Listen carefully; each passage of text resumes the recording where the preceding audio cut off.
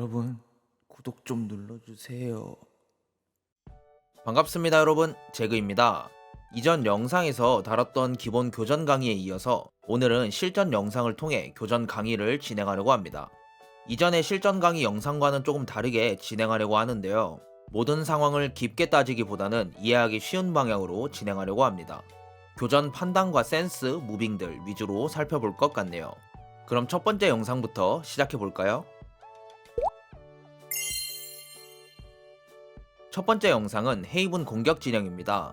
디폴트로 시작한 뒤 차고를 통해 C 러쉬를 가는 상황입니다.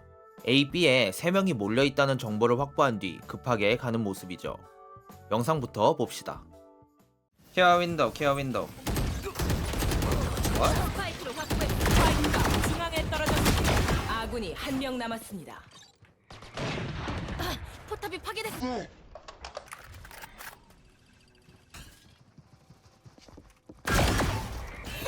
아군이 한 명 남았습니다.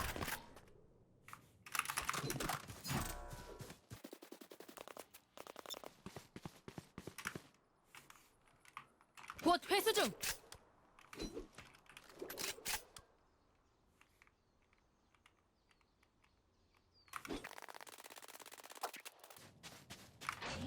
(30초) 남은 스파이크 설치 완료. 궁극기 준비 완료.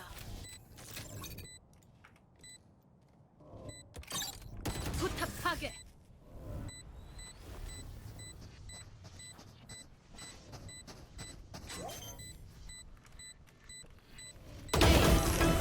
나이스!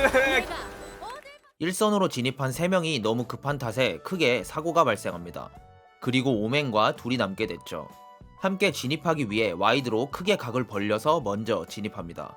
이 과정에서 상대 오맨의 샷 미스가 발생했고 침착하게 자르고 시작합니다. 동시에 상대가 진입하던 오맨을 잡았고 혼자 박스에 갇히게 됐죠.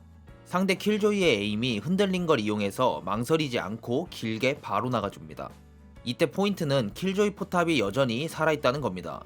이 포탑에 맞게 되면 이동 속도가 느려지고 추가적인 무빙이 불가능하죠. 그렇기 때문에 포탑이 쏘는 거리까지만 나가고 한 번에 잡겠다는 판단으로 앉아서 스프레이를 시도합니다. 결과적으로 잡는 데 성공했죠. 그리고 사이트까지 쉬지 않고 뛰어갑니다. 이때 사이트에 아무도 없을 거라고 생각했습니다. 이 근거는 상대가 항상 오맨과 킬조이로 C와 차고 B 사이트를 봤었기 때문이죠. 사이트로 뛰어가는 과정에서 미드에서 레이나와 제트의 인포가 생깁니다. 제트의 오퍼와 레이나의 눈총 소리가 들린 거죠. 미드는 밀렸고 이제 차고로 진입해서 CT와 함께 저를 밀러올 거라고 생각했습니다. 최고의 수비는 공격이죠. 그래서 플랜트 낚시를 해주고 바로 차고를 밀어주는 모습입니다. 여기서 늘 강조하던 템포를 이용하죠. 쉬프트를 밟고 각을 쪼개지 않은 채 빠르게 밀어줍니다. 운이 좋게도 리콘이 찍히는 동시에 제트가 피킹을 나와줬습니다. 덕분에 점프 소리와 미리 보이는 몸을 보고 머리를 쉽게 맞출 수 있었죠. 곧바로 레이나까지 잡으면서 소바랑 1대1 상황이 만들어집니다. 소바는 방금 CT에서 리콘을 사용했었죠. 저한테 총알이 얼마 없다는 사실도 알고 있었고 동시에 창문도 견제했습니다. 제가 왔던 길 그대로 따라올 수도 있지만 시간상으로 창문에 먼저 도착하기 때문에 우선순위를 정한 거죠. 총을 바꾸고 A로 돌리기 위해 바로 뛰어갔습니다.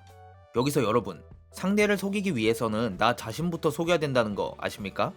페이크가 아니라 진짜로 A를 가려고 했는데 지금 멈추는 순간에 느꼈습니다. 여기서 A 사이트를 간다면 소바가 먼저 자리를 잡았을 거고 플랜트를 할 시간도 없을 거란 걸 말이죠. 그래서 고개를 돌려 바로 C로 돌려줬습니다. 쉬프트를 누르고 각을 안 쪼개고 그대로 미드를 클리어했습니다. 여기서 제 뒤를 밟지 않았을 거라고 확신했죠. 물론 예상에 불과하지만 라운드 내내 소바는 본인의 사운드를 숨겼습니다.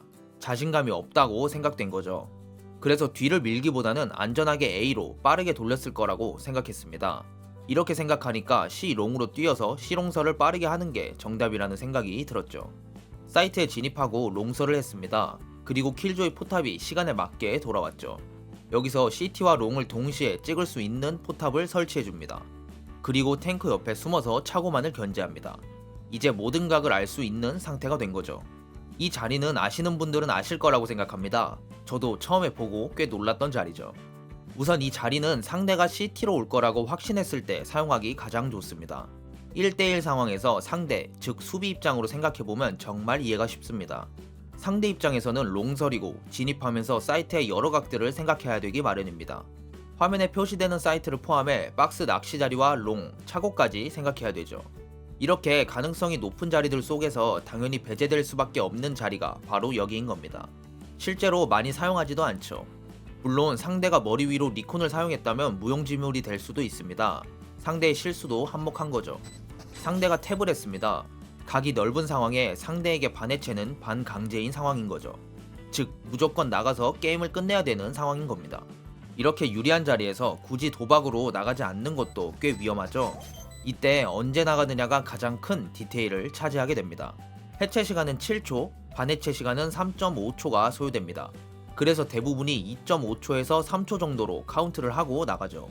여기서 해체를 하지 않는다는 가능성을 포함해 각을 쪼개는 시간까지 생각했습니다. 그렇게 3초에 맞춰서 피킹을 나갔고 클러치에 성공했죠. 두 번째 영상은 로터스 공격 진영입니다. C 러쉬를 간 뒤에 난전이 발생하는 상황입니다. 시선 처리에 있어서 꽤 좋은 예시인 영상이라 준비해봤습니다. 시선 처리를 다룬 적도 별로 없더라고요. 일단 한번 보도록 할게요. 범패물 생산. 아니 플래시 왜 안 써지?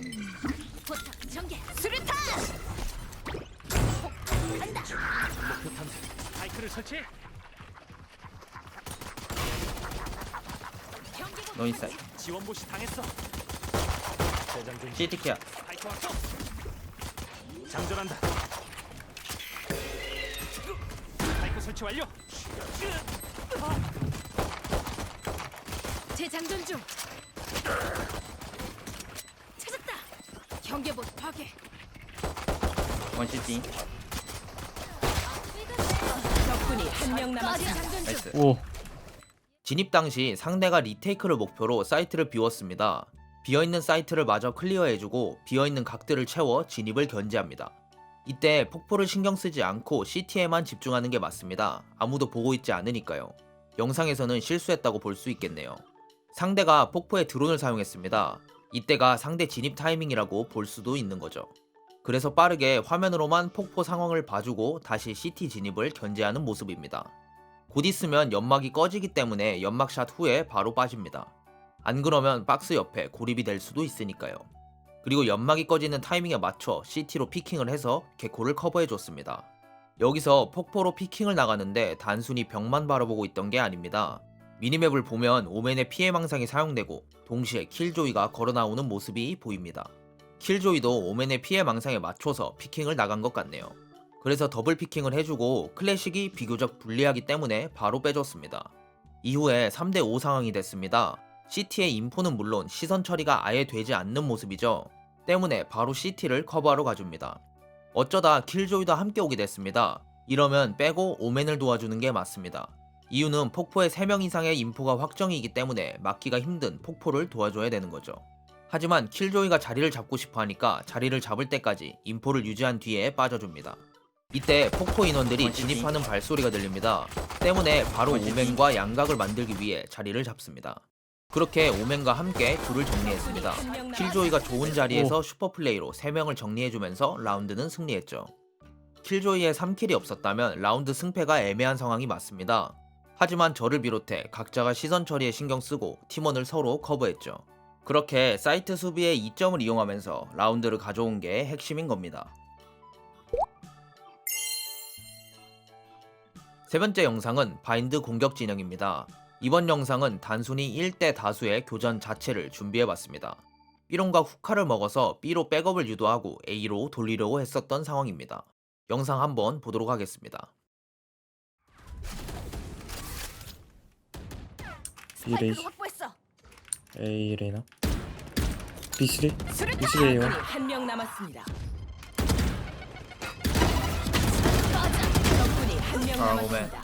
그냥 뒤. 이번 영상은 상대의 샷 미스도 있었고 제 샷이 좋았던 부분도 있습니다. 핵심은 1대 다수의 교전이 확실한 상황에서의 무빙입니다. 우선 저는 1대1 상황에서도 잘 앉지는 않습니다. 1대 다수라면 앉기를 아예 사용하지 않습니다. 이유는 간단합니다. 앉게 되면 움직일 수 없고 허수아비가 됩니다. 이렇게 되면 상대에게 죽을 확률이 100%에 가깝게 되죠. 또 방금 상황에서는 뒤로 수류탄이 날라왔죠. 그렇기 때문에 왼쪽 무빙이라는 선택지도 없었고 오른쪽으로만 움직일 수밖에 없었죠. 레이지를 잡을 당시에는 사이트에 대한 정보가 없습니다. 때문에 오른쪽으로 길게 나가서 보이면 잡는다는 마인드였죠. 하지만 나간 직후에 사이퍼와 눈이 마주쳤고 빠르게 잡았습니다. 이후에 브림스톤이 설대로 올라왔고 샷미스를 알 수 있는 찰나가 있었습니다. 때문에 에임 수정을 함과 동시에 오른쪽으로 움직였고 에임 수정이 완료되는 타이밍에 멈추면서 총을 쏜 겁니다. 화면처럼 반복해서 보게 되면 사이퍼를 잡을 때와 브림스톤을 잡을 때가 비슷합니다.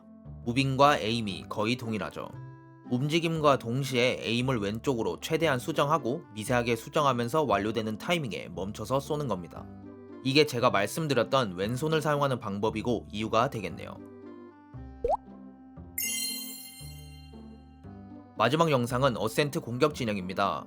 제가 가장 자신있고 자주 사용하는 센스 플레이에 대한 내용이죠. 사운드를 통해 정보를 어떻게 확보하고 플레이하는지도 보시면 좋을 것 같습니다. 영상 보도록 할게요.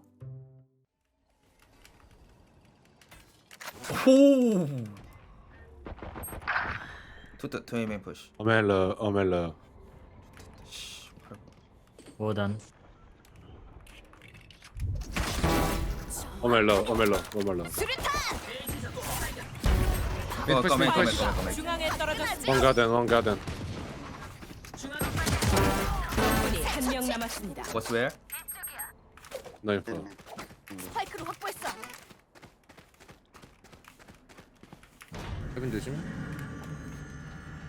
I can one more up.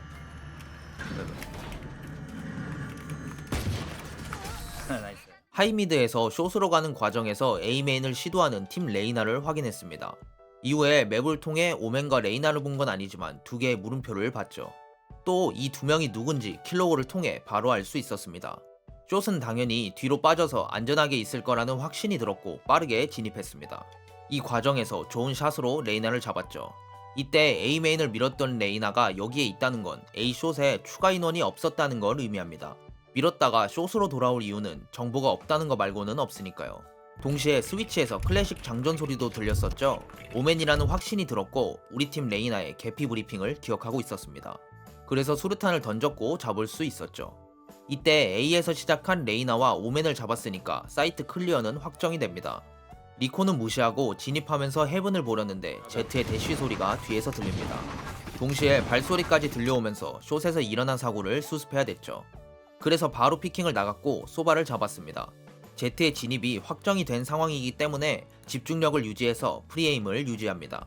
덕분에 제트를 빠른 반응 속도로 잡을 수 있었죠. 여기서 남은 인원이 킬조이라는 점을 이용해 B에서 시작한 인원이라는 걸 알 수 있었습니다. 단순하게 A의 킬조이 세팅이 없었으니까요. 아스트라가 B 메인에서 미드로 걸어오는 시간이었기 때문에 미드의 정보가 비어 있습니다. 하지만 도착했어야 하는 시간인데도 보이지 않았죠. 그래서 나무 혹은 헤븐이라고 생각했고 스파이크를 챙겨 바로 사이트로 뛰어갔습니다. 여기서 아스트라가 미드를 완전히 클리어했고 완전히 나무와 헤븐만 남게 됩니다. 헤븐은 제가 볼 수 있었고 아스트라의 숏 진입을 위해 문을 닫았습니다. 여기서 문을 닫으면 아스트라가 들어올 수 없는데 왜 문을 닫는 건지 궁금하실 수 있습니다. 먼저 문을 닫음으로써 사이트의 두 명 모두가 진입한 척을 할 수 있습니다. 혹은 뒤로 누군가가 돌고 있을 수도 있다는 생각을 하겠죠. 확실한 건 숏에 추가 인원이 없다는 착각을 심어줄 수 있다는 겁니다. 상대 입장에서는 숏으로 들어갈 인원은 없고 오는 걸 막을 상황만 존재하니까 문을 닫았다고 생각하겠죠. 그리고 만약 킬조이가 헤븐으로 왔다면 다시 문을 열고 B로 돌릴 수 있습니다. 이길 수밖에 없는 상황을 문을 열고 닫음으로써 만들어버린 겁니다. 이렇게 계획대로 킬조이가 숏을 생각하지 못하게 만들었습니다. 그리고 아스트라가 킬조이를 잡는데 성공했죠. 여러 예시를 통해 꽤 많은 내용들을 다뤘다고 생각합니다. 지금까지 해왔던 영상들의 총 정리라고 볼 수도 있을 정도네요. 당연히 발로란트는 좋은 피지컬이 필요한 게 맞습니다. 또 같은 티어라는 건 비슷한 피지컬이라는 소리가 되죠. 그러니까 우리가 승리하기 위해서는 순간적으로 더 잘하거나 똑똑해야 된다는 소리가 됩니다. 그래서 더 똑똑하게 게임할 수 있고 이걸로 변수를 만들 수 있는 제 노하우를 알려드렸습니다. 앞으로 피드백 영상으로도 더 실전에 가까운 영상을 만들려고 노력할 예정입니다. 이런 영상들도 많이 봐주시길 바랄게요.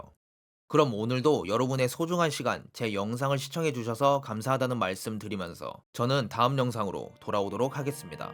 감사합니다.